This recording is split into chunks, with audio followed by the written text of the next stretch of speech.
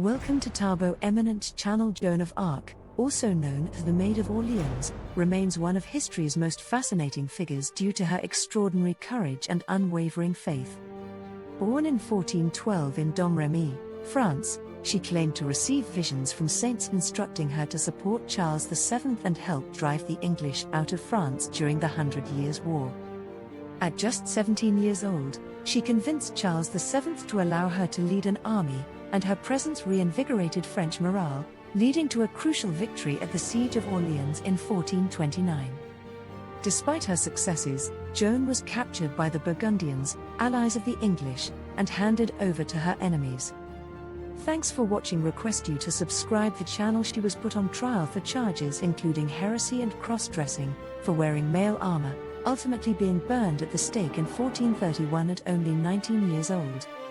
Nearly 25 years later, the Catholic Church nullified her conviction, and in 1920, she was canonized as a saint.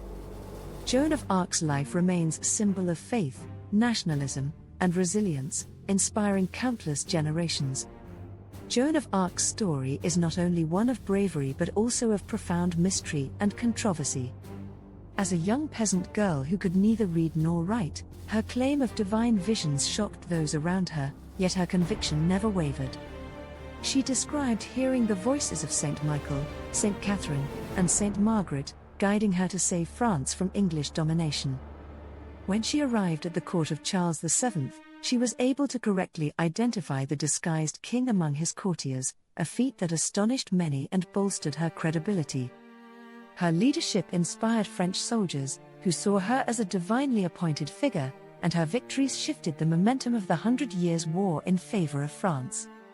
However, Joan's story took a tragic turn when she was captured during a military campaign at Compiègne in 1430. Sold to the English by their Burgundian allies, she faced an unjust trial driven by political motives. The court, determined to discredit her and weaken Charles VII's legitimacy, accused her of heresy and witchcraft. Despite intense interrogation and the threat of torture, Joan refused to betray her visions or recant her beliefs. On May 30, 1431, she was burned alive at the stake in Rouen before a large crowd. Witnesses later recalled that she faced her death with remarkable composure, calling out the name of Jesus as the flames consumed her. Her execution was a political act meant to undermine French unity, but it had the opposite effect. Joan became a martyr, and her legacy only grew stronger with time. In 1456, a posthumous retrial cleared her of all charges, declaring her innocent and a victim of corruption. Nearly 5 centuries later, she was canonized by the Catholic Church, solidifying her status as a saint. Today, Joan of Arc is remembered not only as a military hero and religious icon but also as a symbol of courage, conviction, and the fight against oppression.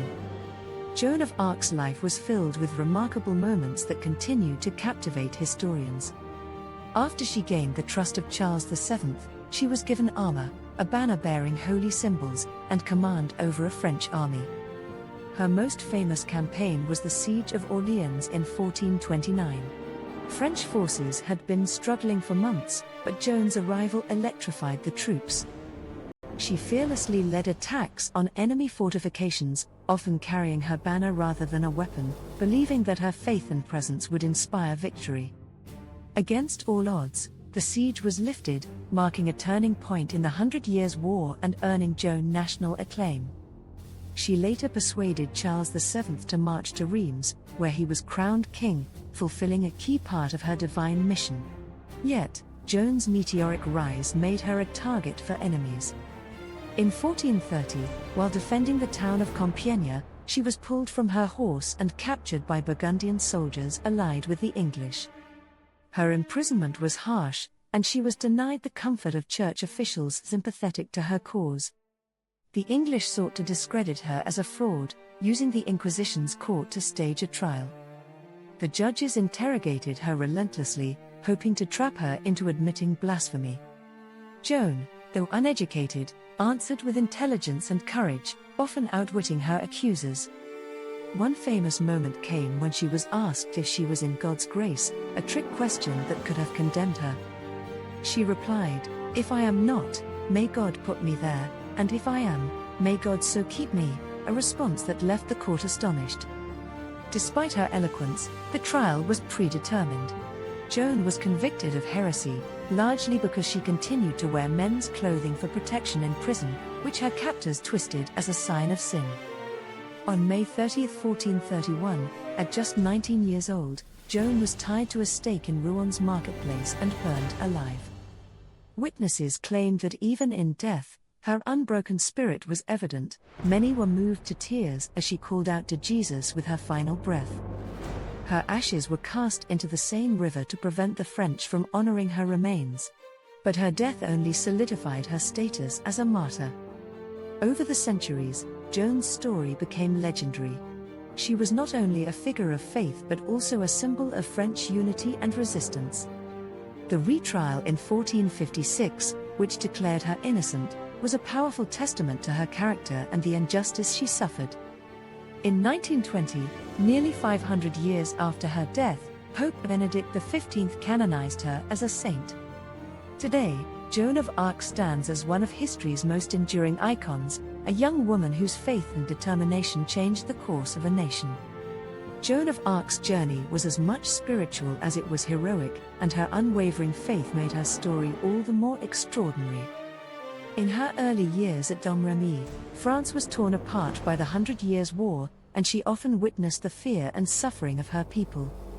When the voices of saints first called her to action at age 13, Joan was terrified and reluctant, but the messages became clearer over time. They told her that France needed her, that she must lead Charles VII to victory and free the country from English domination. With quiet determination, Joan left her village in 1428, knowing that her mission could cost her life. Declared innocent by a retrial in 1456 and canonized as a saint in 1920, Joan of Arc endures as a beacon of courage and faith. She was a young woman who defied every expectation of her time, rising from obscurity to lead armies and change the fate of a nation.